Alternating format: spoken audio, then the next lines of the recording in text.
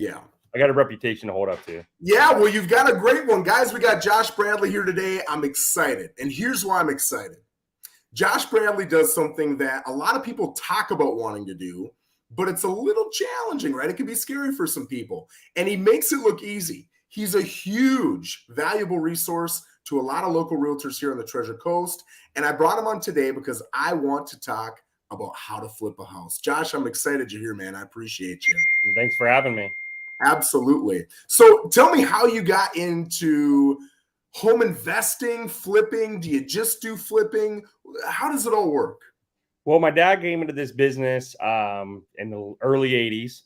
He was working at Auto Parts in Stewart on Monterey Road. And one day he just said, I'm tired of it. And never looked back. Him and my mom been full-time since the early 80s. And I was just born in it. My kids are born in it. And then it's evolved. He bought his first house over off of Savona. They turned into a rental when he bought a new house. And we've literally crawled up that ladder. So, I do everything in real estate. I've been licensed since I pretty much graduated high school. Wow. We've evolved a little bit more of being an investor. We've held rentals through the years. We've sold them. But yeah, we like to call ourselves like a hybrid agent. I'm a real estate agent, but I also look at it a lot in the investment side of the world. So I think a lot of people initially are going to think, man, what do you look at when you're looking for a flip? What are you looking for, and how do you find these homes? Well, these days, it's a totally different world. Yeah. We're battling people from all over the country anymore.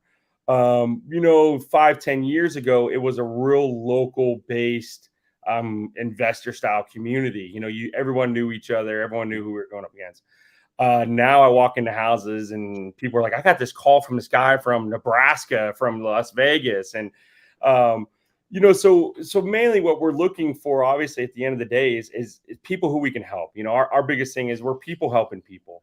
I like to say a lot of times I'm not always buying the house. That's the problem. Sometimes I'm buying the situation. That's the problem. Yeah.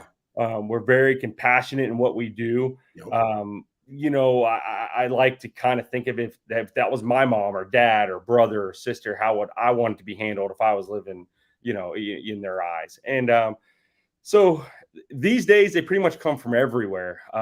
We talk a lot about the herding effect. I don't know if you've ever read up on it or anything. So we always try to stay out front of that. Try to stay out front of the crowd. And that's not just this market. That was 10 years ago, also 15 years ago, when things have changed and battled. Unfortunately, competition has just gone through the roof these days. I don't know what the herding effect is. Tell me what that is. So in layman's terms, or let me pull it up. I had it open for you because I knew someone was going to ask me. You got to remember, I was in the Army now. You got to slow it down for me a little bit. It's basically where investors follow the crowd.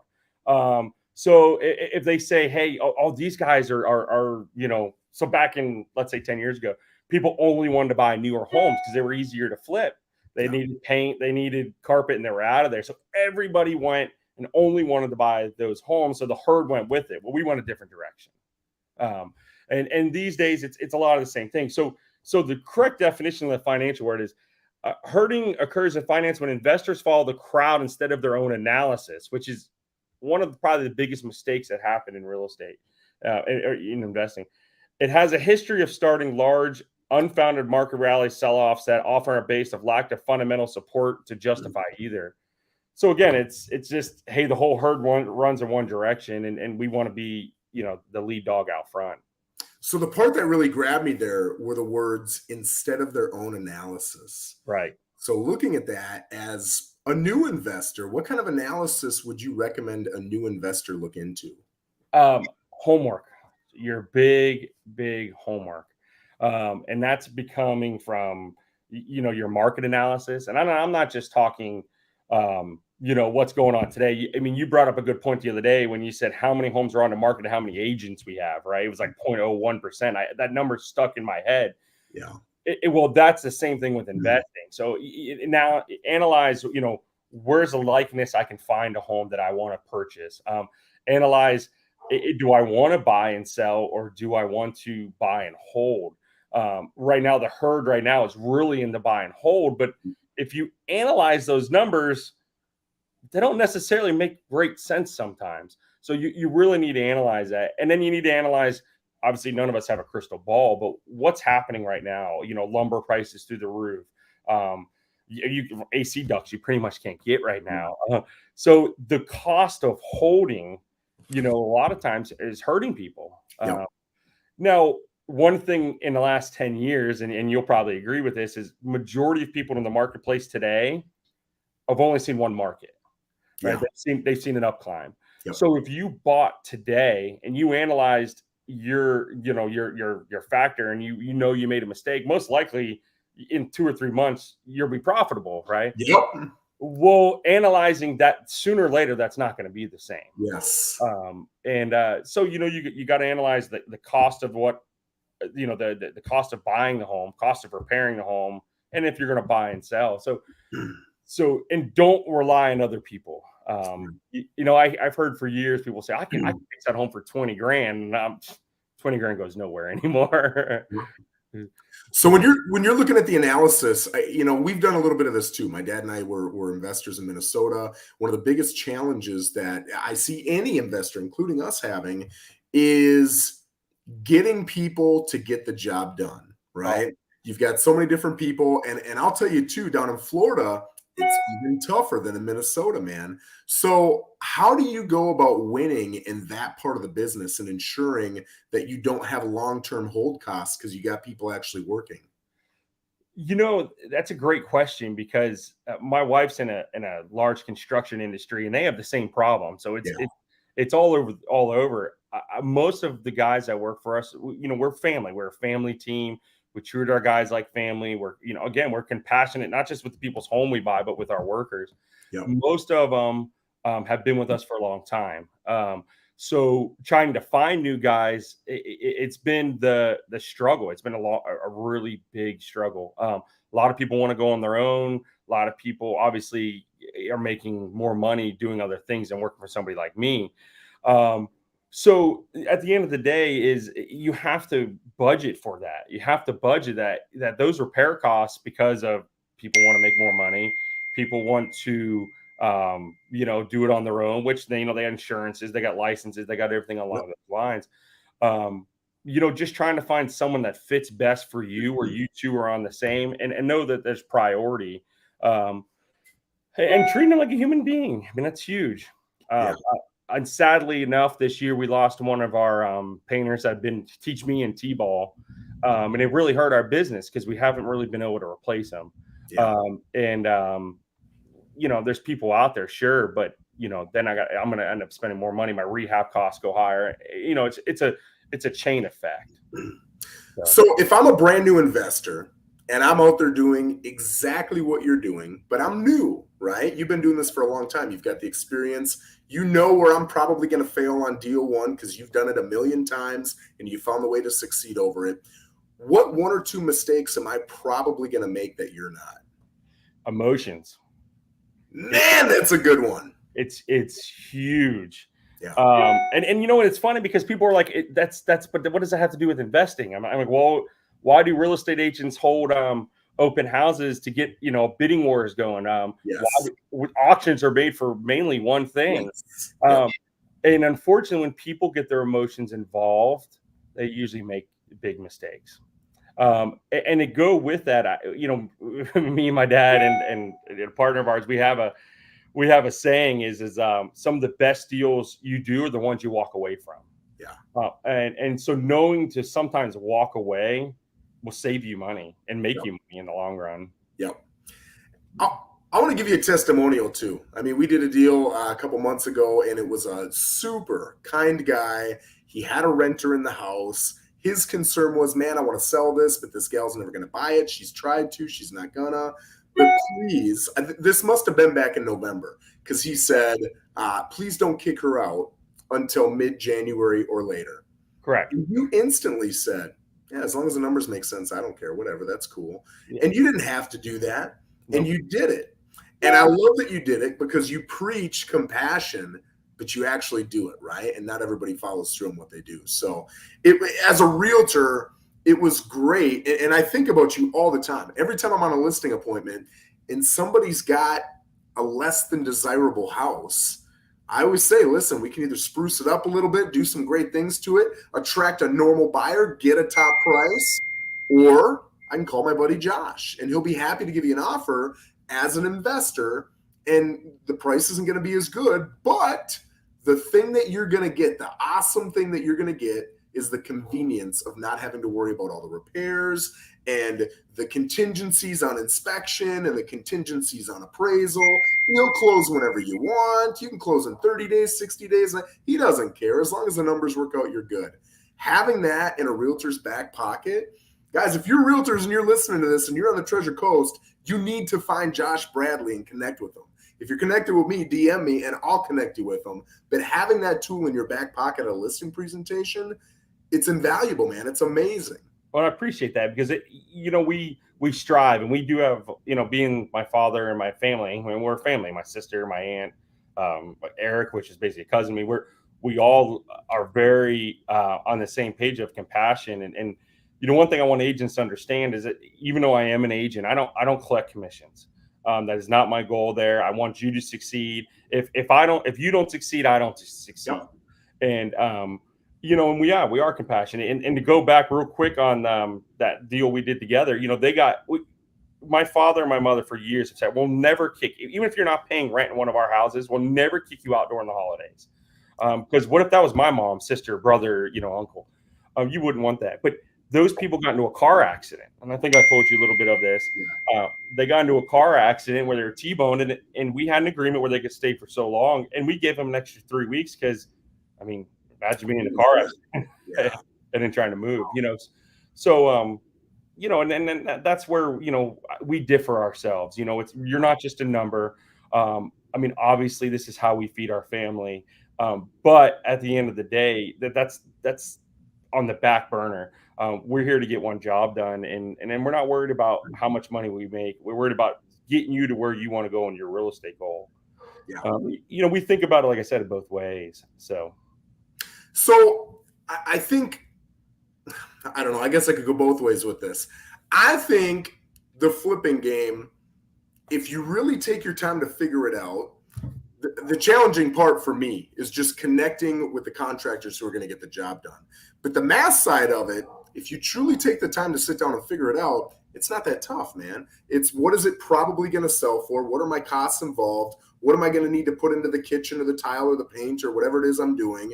And how much profit do I need to make? And boom, there's your price. And like you said, don't get emotional. Just present the offer. You either take it or you don't. If you do, awesome. If you don't, awesome. But do you think it's more challenging than that on the numbers aspect of it? Yeah, because a lot of people, they forget about the cost of closing. Yes. And so you watch HGTV. I was on it last night, and me and my wife, we joke around it all the time. And they never tell you how much they close for. Because I inherit the same closing costs as any seller does. Yep. But I have it usually when I buy it, and I have it when I sell it. And a lot of times that's the same amount of money or more than what you make on your money. A lot of people miss that. They miss the cost of closing, and one thing that you don't see, and you're right. It's numbers. You budget your numbers, right? So in 2007, 2004, 05, 06, we were building spec homes. It was kind of a very similar uptrend market like this. When 07 changed, it was a different numbers we had to do. We were still buying. We were one of the probably very few here that were still buying, all the way through 08, 09, all the way up. But we had to budget numbers that we've never seen before, and it was called loss. We had to say, oh, okay, we're going to have to budget probably a 10% loss in the next 4 months because it's going to hold us that far. Yeah. Isn't that wild? Yeah. So you got to, a lot of people can call us a little conservative, and there's no doubt. We are very conservative at what we do because we know what could come. Yep.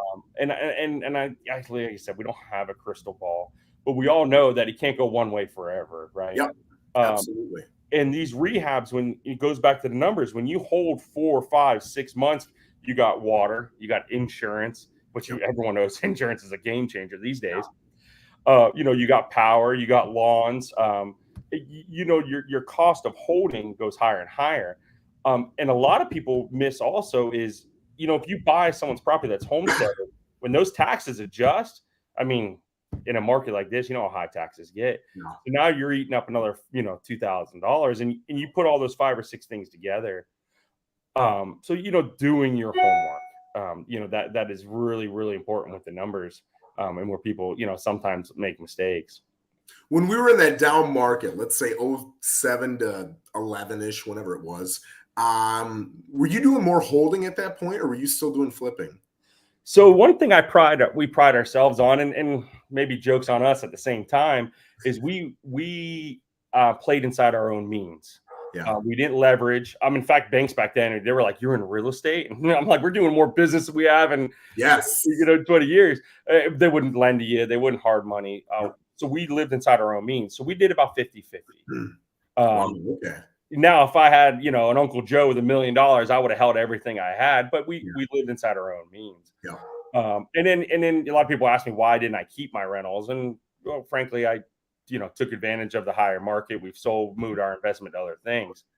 And even though rents were lower back then, percentage wise, we were making more money on our investment compared to today, with a lot less risk. A lot less risk. So do you recommend, as an investment opportunity for someone who's maybe 35, 40, 45, they kind of got their family situation all figured out finally, they got their career all figured out, and now they got some extra time and they want to go out and invest? Is flipping a good option for them? It's all about risk, and to the reward. What is the reward to you for how much you're going to risk? 2008, 2010, we were buying houses $19, $20, $30, $40,000. So your risk was a lot smaller. And so if you only made, a couple grand on it, your percentage wise, you made more money. Yeah. Well, now today, our average buy is well into the $200,000.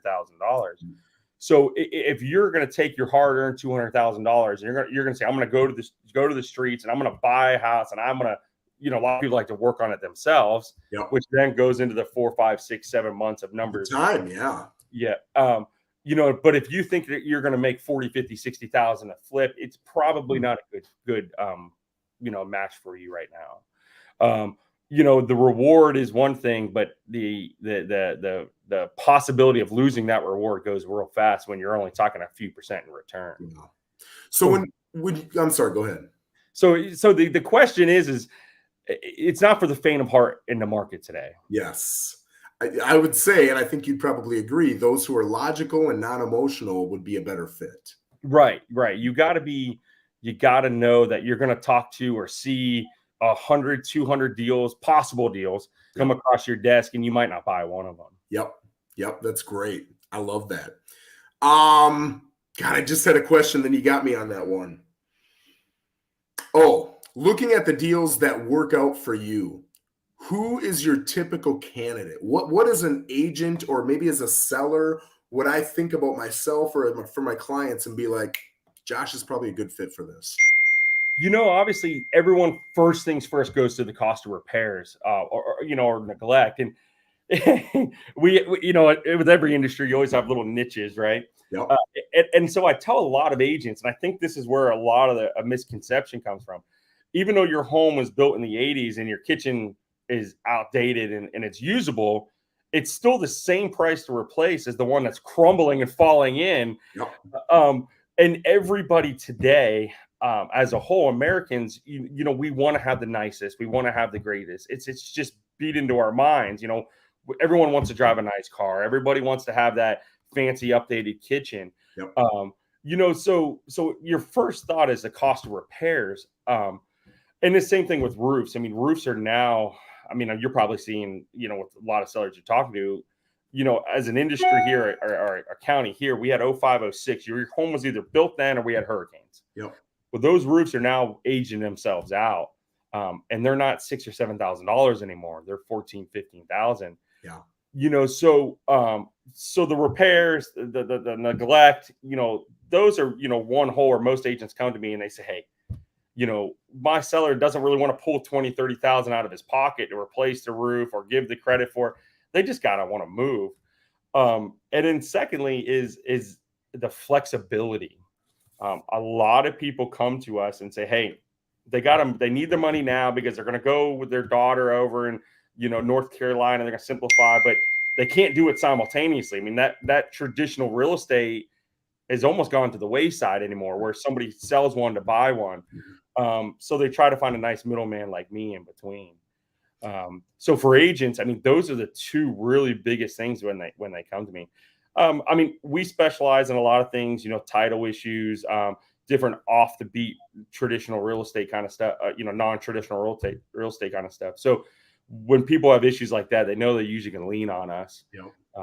But those two things are big. I mean, I call this insurance thing an epidemic that's going to happen in South Florida. It's just brewing as we speak. So what do you think is going to happen with that? I mean, we can go on to this topic for about 5 hours. Maybe we should do another segment, but and break this up. But I personally think that a lot of these insurance companies are tied with a lot of hedge funds. Hedge funds the door was open for them to own hard real estate. They figured it out that they can make money on their money and still own the asset. Well, with those insurance companies possibly, quote, working side by side, but also the exposure they have to hurricanes, it's going to be their way or the highway. They want you to have a tip-top house with tip-top hurricane, protection, with tip-top roofs, and that costs money. And most of our, our clients, they're not sitting around with 40, 50, 60,000 to just stick into their house. And insurance companies aren't going to let up on that. They are not going to let up on that. If anything, it's going to get worse. Yeah, it's interesting right now. Looking at roofs as an investor, where's the line that you draw in saying I'm going to get a new roof before I sell this? 15 years. 15 years. That's easy. We insure every one of our properties, and this is another investor thing. We insure every one of our properties. Some people don't, but in the past 5 or 6, I said, really? That surprises me. Yeah, I mean, it's expensive. A lot of people are like, I'm going to get in now in 2 or 3 months. I'm going to take the risk. But again, that comes with the experience, right? You know how many vacant houses we've had flood? I mean, just nobody living in them, and just you walk in one day, and a valve decides to let go, But with that being said, right now, and this is where maybe our little conservatives walks in, is we pretty much, if it's 04, 05, 06, we're putting roofs on it. Because insurance is going to make us. Like I said, the last 5 out of 6 or 7 homes we've insured, we've got cancellation letters because they said you need a roof.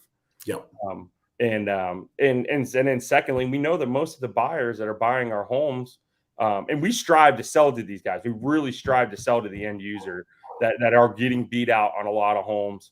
And a lot of agents will vouch for us. They call us and they say, Josh, what do you have? I got this guy's put in 30 offers, and a majority of those homes have new roofs. They have things like that because those people are moving into a product that they need to be able to live in there 5-10 years without any type of major, inconvenience, essentially, or major cost. Yes. So what 1 or 2 things are musts when it comes to renovating, changing out? Is it granite? Is it the bathroom? Is it the roof? That's a great question. And again, it goes back to HGTV, right? Of course, everything does. Everybody likes making them pretty. One thing that you'll see, and I hope a lot of agents that have worked with us watch this and chime in at times, we pride to make our houses right. And anybody can put tile on the back and for a backsplash. Anybody can put granite in a house. You can do it at any time, living in it or not. But making them right. Making them right is anything from knowing that this roof is aged out. This buyer is going to have a letter in the mail in the next 12 or 24 months from an insurance company saying, I don't care how nice your roof is, it needs to be replaced. Knowing that there's numerous electrical panels out there that insurance companies are saying, no, we don't want them.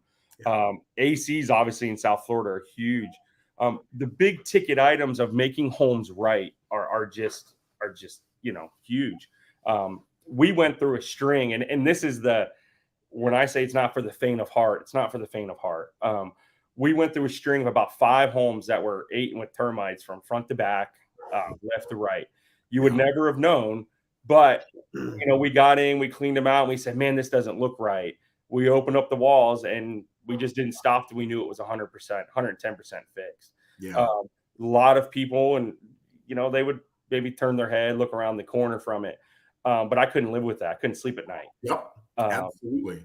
You know, my family and my mom and my dad and my sister and I, we built a reputation in town. We were born and raised here. And, you know, these people we go to the grocery store with, and knowing that we did it right and they're living the dream in that home and living their lives is big to us.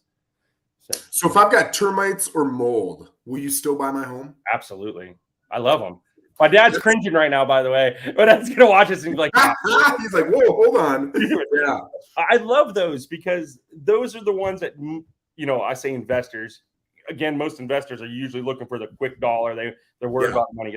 Those are the ones I love because most investors run from, right? Yep. You're like, yeah, I don't want that 4 or 5 month rehab. I don't want the surprises, you know, that's a topic that when you analyze your cost of repairs, you better put a surprise value in that because you're going to have it. I'm telling you, you're going to have it. I love that because it goes back to your phrase of what's the herd doing? Do the opposite, right? I think that's awesome. It creates an opportunity. Well, listen, man, I appreciate everything. I appreciate you being a constant value to my business, my team's business. It's good to know you. You're a fantastic guy. And I'll tell you, I've talked to a million agents behind your back. And all they say is great things about you. So it's always good to hear that people are saying great things behind your back. Yeah, it does. You know, appreciation is the best motivation is appreciation in my book. I mean, obviously compensation's right behind it, but it makes you motivated. When I go to people's houses, I'm saying, hey, you're working with an agent. Great. Tell them, you know, Josh Bradley, we work together. Yep. You know, so it's great to know that. And it's great to know that agents support local businesses like ours. All my workers live here in Port St. Lucie County. A lot of them have been longtime residents here. Like I said, we lost a great man this year, and he'd teach me in T-ball. And his family, you know, was cherished to us because this is our community, right? Yep. Oh, we got a fan right here. Josh does great work. We have a Bradley home. That's awesome. That's cool. Well, I appreciate it, guys. Whether you're watching on Facebook or on YouTube, you can see all of his contact information in the comments there.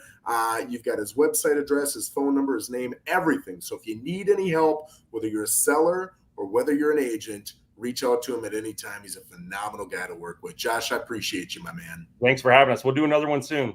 That sounds good. Have a great weekend. You too, buddy. All right, take care.